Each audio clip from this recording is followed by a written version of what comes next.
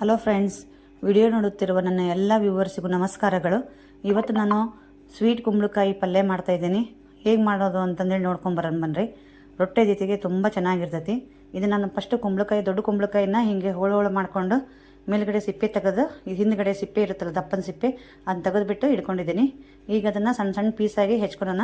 ಅದಕ್ಕೆ ಈರುಳ್ಳಿ ಬೇಕು ಅಂತಂದರೆ ಮೊದಲೇ ನಾನು ಈರುಳ್ಳಿ ಕಟ್ ಮಾಡಿ ಇಟ್ಕೊಂಡಿದ್ದೀನಿ. ಈಗ ಇಲ್ಲಿ ಇದನ್ನು ಈಗ ಚಿಕ್ಕ ಚಿಕ್ಕದ ಹೀರೆಕಾಯಿ ಅದೆಲ್ಲ ಹೆಚ್ಚಾವಲ್ಲ, ಆ ಟೈಪು ಸಣ್ಣ ಸಣ್ಣದು ಪೀಸ್ ಮಾಡ್ಕೊಂಡು ಹೆಚ್ಚಿಟ್ಕೊಳೋಣ. ಈಗ ಪೂರ್ತಿಯಾಗಿ ನಾನೆಲ್ಲ ಹೆಚ್ಕೊಂಡೆ. ಈಗ ಒಗ್ಗರಣೆ ಹಾಕೋಣ. ಇದು ಕರೆಕ್ಟಾಗಿ ಏನು ಅನಿಸುತ್ತೆ ಗೊತ್ತಾ, ಮ್ಯಾಂಗೋನ ಚೆನ್ನಾಗಿ ಹಣ್ಣಾಗಿರುತ್ತಲ್ಲ, ಆ ಮ್ಯಾಂಗೋನ ಕಟ್ ಮಾಡಿ ಇಟ್ಕೊಂಡಿದ್ದೀನಿ ಅಂತ ಅನಿಸುತ್ತೆ. ನನ್ನ ಮಗಳಂತರೂ ಹಾಗೆ ಅಂತ ಇದ್ಲು, ಅಮ್ಮ ಮ್ಯಾಂಗೋ ಕಟ್ ಮಾಡಿದೀಯಾ ಅಂತಂದು ಹೇಳಿ. ಆ ಟೈಪೇ ಅನಿಸುತ್ತೆ. ಈಗ ನಾನು ಕಡಾಯಿ ಇಟ್ಕೊಂಡಿದ್ದೀನಿ. ಅದು ತೇವಾಂಶ ಹೋಗೋವರೆಗೂ ನಾನು ಸ್ಟವ್ ಆನ್ ಮಾಡಿಕೊಂಡೆ. ಹಾಗೆ ಈ ಕುಂಬಳಕಾಯಿ ಪಲ್ಯಕ್ಕೆ ಹಸಿ ಖಾರ ಹಾಕೋದಲ್ಲ, ಇಲ್ಲಿ ಮಿಕ್ಸಿ ಜಾರಿಗೆ ರೆಡಿ ಮಾಡ್ಕೊತಿದ್ದೆ ನೋಡಿ. ಹಸಿ ಮೆಣಸಿನ್ಕಾಯಿ, ಬೆಳ್ಳುಳ್ಳಿ, ಜೀರಿಗೆ, ಕರಿಬೇವು ಮತ್ತು ಕೊತ್ತಂಬರಿ, ಚಿಟಿಕೆ ಉಪ್ಪು ಇದೆಲ್ಲ ಹಾಕಿ ಇದನ್ನು ಪೇಸ್ಟ್ ಮಾಡ್ಕೊಂಬರೋಣ. ಪೇಸ್ಟನ್ನು ರೆಡಿ ಆಯಿತು. ಕಡಾಯಿನೂ ಕಾದಿದೆ. ಈಗ 1-1.25 ಸ್ಪೂನಷ್ಟು ಎಣ್ಣೆ ಹಾಕ್ಕೊಳ್ತೇನೆ ನಾನು. ಈಗ ಇದಕ್ಕೆ ಮಾರ್ಕೆಟಲ್ಲಿ ಒಂದು ಕುಂಬಳಕಾಯಿ ತಗೊಂಬಂದುಬಿಟ್ಟು ಅದನ್ನು ಹೊಡೆದ್ಬಿಟ್ಟು ಏನೆಲ್ಲ ಮಾಡ್ಬೋದು ನೋಡಿ ಫ್ರೆಂಡ್ಸ್. ಕುಂಬಳಕಾಯಿ ಗಾರ್ಗಿ, ಕುಂಬಳಕಾಯಿ ಪಲ್ಯ, ಹಾಗೆ ಅದನ್ನ ಹೆರಚಿಬಿಟ್ಟು ತಾಲಿಪಟ್ಟು, ಅಥವಾ ಅದನ್ನು ಹೆರೆದು ಹಾಕಿ ದೋಸೆ, ಇದೆಲ್ಲ ಮಾಡ್ಕೋಬೋದು. ಕುಂಬಳಕಾಯಿ ಆರೋಗ್ಯಕ್ಕೆ ಭಾಳ ಒಳ್ಳೆಯದು. ಇದನ್ನು ಈ ಥರ ಎಲ್ಲ ಯೂಸ್ ಮಾಡಿಕೊಂಡು ನಮ್ಮ ಹಿರಿಯರೆಲ್ಲ ನಮಗೆ ಗಾರ್ಗಿ ಎಲ್ಲ ಮಾಡಿಕೊಡ್ತಾಯಿದ್ರು, ಈ ಥರ ಪಲ್ಯ ಮಾಡಿಕೊಡ್ತಾಯಿದ್ರು. ಅಂದರೆ ಇದರಲ್ಲಿ ರಿಚ್ ಮತ್ತು ಹೇರಳವಾಗಿ ವಿಟಮಿನ್ಸ್ ಸಿಗೋದ್ರಿಂದ ಈ ಥರ ಎಲ್ಲ ಮಾಡ್ತಾರೆ. ನಾನು ಎಣ್ಣೆ ಹಾಕ್ಕೊಂಡ್ಮೇಲೆ ಎಣ್ಣೆ ಕಾದಿತ್ತು. ಅದಕ್ಕೆ ಈರುಳ್ಳಿ, ಸಾಸಿವೆ, ಜೀರಿಗೆ ಹಾಕ್ಕೊಂಡು ಈರುಳ್ಳಿನೂ ಹಾಕ್ಕೊಂಡೆ. ಈರುಳ್ಳಿದು ಹಸಿ ವಾಸನೆ ಎಲ್ಲ ಹೋಗಿ ಈರುಳ್ಳಿ ಚೆನ್ನಾಗಿ ಫ್ರೈ ಆದಮೇಲೆ ಈಗ ಅದಕ್ಕೆ ರುಬ್ಬಿಟ್ಕೊಂಡಿದ್ದಂಥ ಹಸಿ ಖಾರನ ನಾನು ಇದಕ್ಕೆ ಹಾಕೋಬೇಕು. ಇದು ಒಂದು ಅರ್ಧ ನಿಮಿಷ ಚೆನ್ನಾಗಿ ಫ್ರೈ ಆಗಬೇಕು. ಇದು ಕೂಡ ಚೆನ್ನಾಗಿ ಫ್ರೈ ಆದಮೇಲೆ ರುಚಿಗೆ ತಕ್ಕಷ್ಟು ಉಪ್ಪು ಮತ್ತು ಹಾಗೆ ಅರಿಶಿನ ಪುಡಿಯನ್ನು ಹಾಕೋಬೇಕು.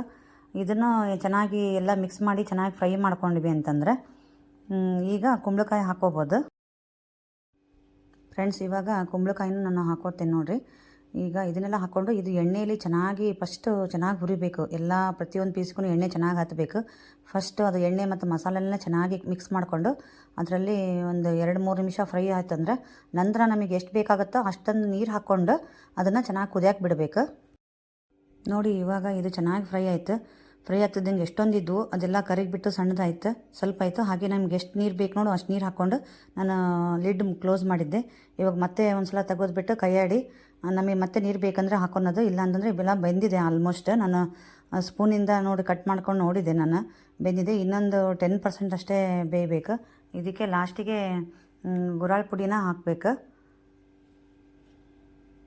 ಬಿಸಿ ಬಿಸಿಯಾದ ರೊಟ್ಟಿ ಜೊತೆಗೆ ಈ ಪಲ್ಯ ತುಂಬ ಟೇಸ್ಟ್ ಆಗುತ್ತೆ ಫ್ರೆಂಡ್ಸ್. ನೀವೊಂದು ಸಲ ಟ್ರೈ ಮಾಡಿ. ಕುಂಬಳಕಾಯಿ ಇರುತ್ತಲ್ಲ, ಅದನ್ನು ಸುಮ್ಮನೆ ಹಾಗೆ ಈ ಕಟ್ ಮಾಡ್ಕೊಂಡ್ಬಿಟ್ಟು ಮಾಡಿ ನೋಡೋಣ ಅಂತಂದೇಳಿ ಮಾಡಿ ನೋಡಿ, ತುಂಬ ಚೆನ್ನಾಗಿರುತ್ತೆ. ಮತ್ತು ನಾವು ಇನ್ನೊಂದು ಕುಂಬಳಕಾಯಿನ ಹಾಗೆ ಪೀಸ್ ಕಟ್ ಮಾಡ್ಕೊಂಡು, ದೊಡ್ಡ ಪೀಸ್ ಕಟ್ ಮಾಡಿಕೊಂಡು ಅದನ್ನು ಗೆಣಸು ಥರ ಕುದಿಸ್ಬಿಟ್ಟು ಅದಕ್ಕೆ ಬೆಲ್ಲ ಹಾಲು ಹಾಕ್ಕೊಂಡು ಕೂಡ ತಿಂತೀವಿ. ಅದೆಲ್ಲ ಯಾರಿಗೆಲ್ಲ ಗೊತ್ತು ಫ್ರೆಂಡ್ಸ್, ಕಮೆಂಟ್ ಮೂಲಕ ಗೊತ್ತು ಅಂತಂದು ಹೇಳಿ ನನಗೆ ಹೇಳ್ರಿ. ಈಗ ಗುರಾಳ್ ಪುಡಿ ಹಾಕ್ಕೊಂಡು ಚೆನ್ನಾಗಿ ಮಿಕ್ಸ್ ಮಾಡಿಬಿಟ್ಟು ಈಗ ಮುಚ್ಚಿಟ್ಬಿಟ್ರೆ ಇದು ಕುಂಬಳಕಾಯಿ ಪಲ್ಯ ತಿನ್ನೋಕೆ ರೆಡಿ ಆಯ್ತು.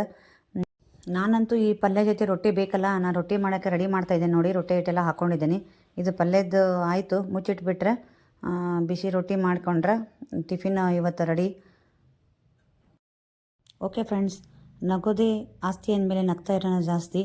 ಯಾರಿಗೆಲ್ಲ ನಿಮಗೆ ಈ ವಿಡಿಯೋ ಇಷ್ಟ ಆಯಿತು ಕಮೆಂಟ್ ಮತ್ತು ಲೈಕ್ ಮಾಡಿ. ನೆಕ್ಸ್ಟ್ ವಿಡಿಯೋದಲ್ಲಿ ನಾನು ನಿಮಗೆ ಹೊಸ ವಿಡಿಯೋದಿಂದ ಸಿಗ್ತೀನಿ. ಬಾಯ್.